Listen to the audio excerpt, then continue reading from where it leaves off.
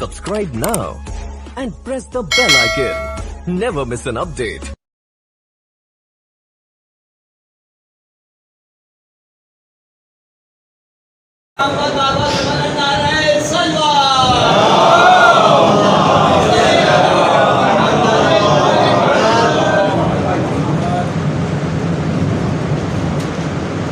یہ امام کی زندگی ہے. فیضان محترم وہ امام جس نے اتنی کم عمر اہل بیت میں آئمہ کی تاریخ کے اندر گزاری، اس امام کو کتنی سختیوں کا سامنا کرنا پڑا. سوچئے کہ کتنا مظلوم تھا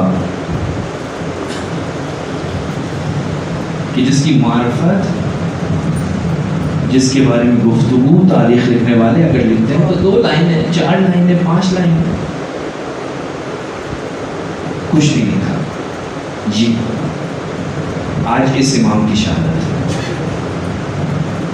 تاریخ کہتی ہے کہ ذی قعدہ کے آخری ایام ہے. آج مجھے نہیں معلوم چاند ہو گیا یا نہیں ہوا. آخر ذی قعدہ امام کی شہادت ہے. لیکن اتنا مظلوم، اتنا غریب کہ آپ تصور نہیں کر سکتے. جو اپنے گھر کے اندر غریب ہو اس سے بڑھ کر کوئی غریب نہیں ہو سکتا.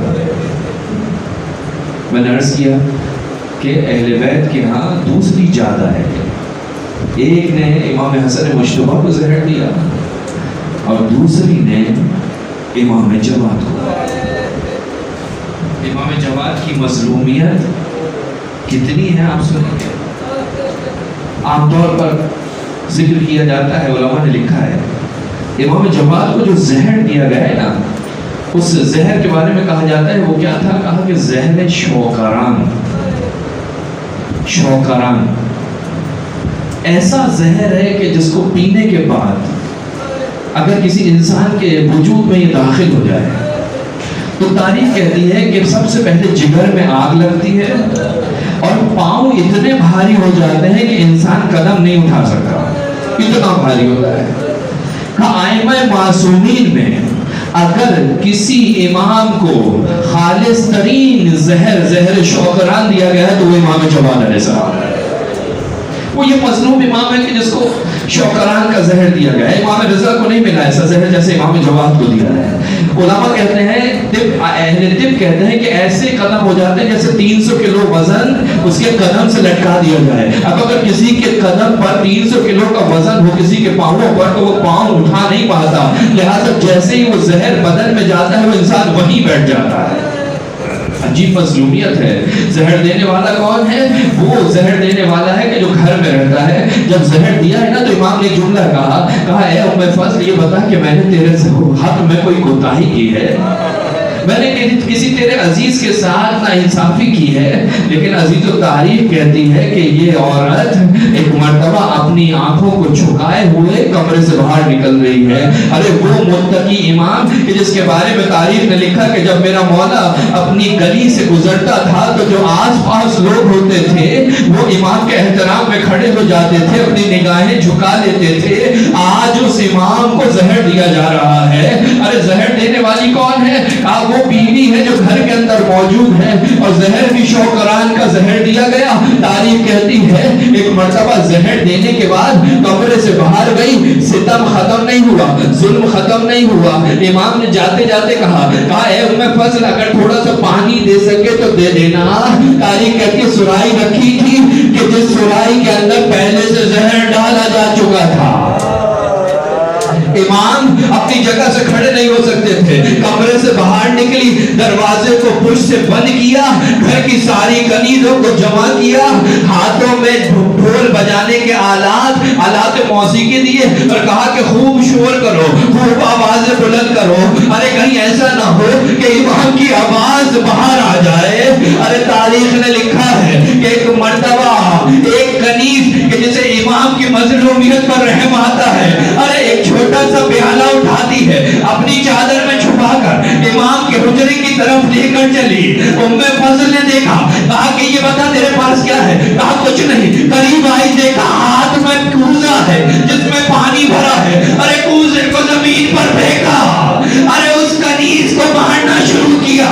وہ کنیز کہتی ہے اے ام فضل اب تو مجھے مار یا کچھ بھی کر. ارے جماعت الائمہ کی آواز آنا بند ہو گئی. ارے تو اپنے مقصد میں کامیاب ہو گئی. تاریخ کہتی ہے ایک مرتبہ دروازہ کھولا تو کیا دیکھا؟ میرا غریب امام زمین اجرکم اللہ. لیکن عزیزوں ظلم کی انتہا ہوئی. ارے ظلم کی انتہا ہوئی. یہ ظلم ختم نہیں ہوا. تاریخ کہتی ہے غلاموں کو بلایا. ایک روایت کے مطابق امام کے جنازے کو چھت پر رکھ دیا گیا. ارے 3 دن تک میرے مول مظلوم امام کا لاشا ارے چھت پر پڑا رہا. ایک روایت کے مطابق ارے گلی میں ڈال دیا گیا. 3 دن تک گلی میں پڑا رہا. ارے جب چاہنے والے آئے, بعض علماء کہتے ہیں کبوتروں نے امام کے جنازے پر سایہ کیا. ارے جب شیعوں کو پتا چلا تو شیعہ تڑپ کر امام کی خدمت میں پہنچے. امام کے لاشے کو اٹھایا, بڑی احترام سے لے کر آئے. ارے گلی میں ایک بہت ہی صاف سی چادر بچھائی گئی. امام کو وہاں پر لٹایا گیا. تاریخ کہتی ہے گلی کے راستے بند کر دیے گئے. ارے کسی کو آنے کی اجازت نہیں تھی. میں کہوں گا مولا ارے 3 دن کے بعد آپ کے چاہنے والے آپ کو اس طرح سے احترام کر رہے ہیں, آپ کے چہرے سے مٹی کو ہٹا رہے ہیں, آپ کے لاشے کو ایک خوبصورت آپ کے چادر کو ایک چادر پر لٹا رہے ہیں.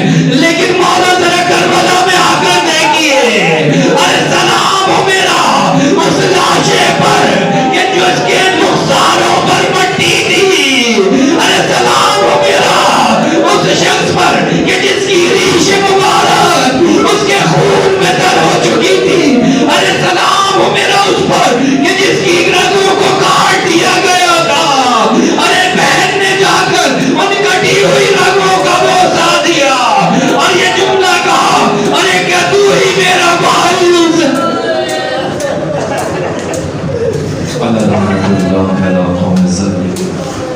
وَسَيَعْلَمُ الَّذِينَ ظَلَمُوا أَيَّ مُنْقَلِبٍ يَنْقَلِبُونَ.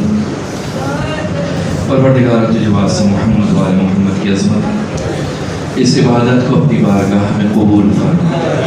پروردگار تجھے واسطہ محمد و آل محمد کی عظمت جہاں جہاں اہل بیت کے چاہنے والے آباد ان کی جان مال عزت آبرو کی حفاظت فرما. پروردگار ہمیں قرآن و اہل بیت سے متمسک رہنے کی توفیق عطا فرما. پروردگار حاضرین کی تمام حوائج کو اپنی بارگاہ میں قبول فرما. پروردگار ہمیں اجر رسالت کو بہترین انداز میں ادا کرنے کی توفیق عطا فرما. پروردگار ہمیں قرآن و اہل بیت سے متمسک رہنے کی توفیق عطا فرما. پروردگار جو مومنین پریشان حال ہیں ان کی پریشانی کو دور فرما. جو بے روزگار ہیں انہیں بہتر روزگار عطا فرما. پروردگار تجھے امام جواد کی مظلومیت کا واسطہ ہے. جو مومنین پریشان حال ہیں ان کی پریشانی کو دور فرما. پروردگار جو مومنین جہاں جہاں آباد ہیں ان کی جان مال عزت آبرو کی حفاظت فرما. ہمارے ملک پاکستان کی حفاظت فرما. جو مومنین بے گناہ اسیر ہیں انہیں جلد از جلد رہائی نصیب فرما. ہمارے مرحومین کی مغفرت فرما. پروردگار علماء کرام مراجع کرام کو طول عمر و صحت و سلامتی عطا فرما. پروردگار ہمارے وقت کے امام کے ظہور میں تعجیل فرما. ہمیں ان کے عوام انصار میں شامل فرما. سورہ فاتحہ کی التماس ہے سید علی مطہر رضوی ابن شوکت حسین حمیدہ خاتون بنت ابرار حسین اسرار حسین ابن ابرار حسین نسرین بیگم بنت قمر الدین سید علی حسن زیدی. شیئر کریں, لائک کریں اور گھنٹی کے بٹن کو دبا دیں. اس سے آپ کی محبت کا پتہ چلتا ہے. عالم ڈان نیٹ ورک آپ کا اپنا نیٹ ورک.